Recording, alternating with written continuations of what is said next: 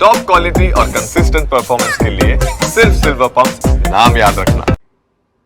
તો આખરે આજે સત્તાવાર જાહેરાત ચોમાસાની થઈ ગઈ છે, પરંતુ આ ચોમાસાની તારીખોમાં કેવી રીતે ફેરફાર આવ્યો છે તે મેપના માધ્યમથી સમજવાનો પ્રયાસ કરીશું। અને આ મેપ આપ જોઈ શકો છો, ભારતનો મેપ છે અને 16 વર્ષમાં સૌથી વહેલું ચોમાસું માનવામાં આવે છે। હવે આ મેપને ધ્યાનથી જુઓ, અહીં રેડ લાઇન અને બ્લુ લાઇન બે લાઇન આપવામાં આવી છે।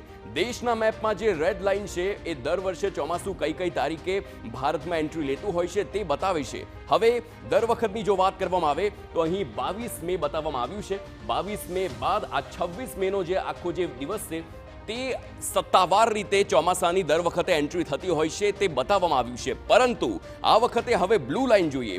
બ્લુ લાઇન એટલે કે આ તમામ બ્લુ લાઇન છે, આ વખતે કેવી રીતે ચોમાસાની એન્ટ્રી થઈ છે તે જોઈએ। અને આજે 24 મેનો દિવસ છે। 24 મેના દિવસે ચોમાસું અહીં પહોંચી ચૂક્યું છે, એટલે કે કેરળ, તમિલનાડુ અને કર્ણાટકનો જે ભાગ છે તે તમામને કવર કરીને ચોમાસું એ જ ગતિથી સતત આગળ વધી રહ્યું છે। હવે અલગ અલગ રાજ્યોની વાત કરીએ તે પહેલા ગુજરાતની પણ વાત કરી લઈએ।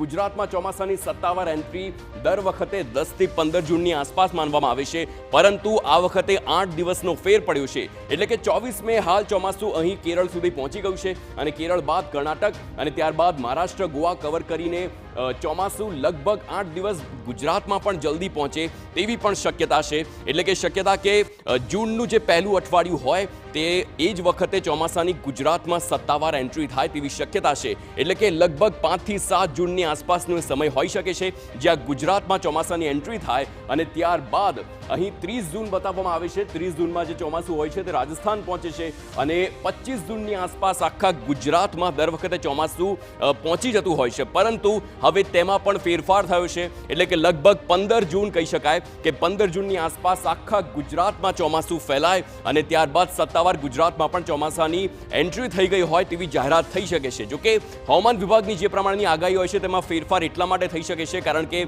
જો વાતાવરણ બદલાય, જો પવનની દિશા બદલાય અથવા તો કોઈ પણ સાયક્લોનિક સર્ક્યુલેશનમાં કોઈ પણ ફેરફાર આવે છે તો આ તમામ તારીખોમાં હાલ ફેરફાર થઈ શકે છે, પરંતુ હાલ જે પ્રમાણે આગાહી કરવામાં આવી છે તે આ પ્રકારની છે। એટલે કે ચોમાસું થોડા દિવસ વહેલું આવે ને 8 દિવસનો જે ફરક પડ્યો છે તે જોવા જેવો છે।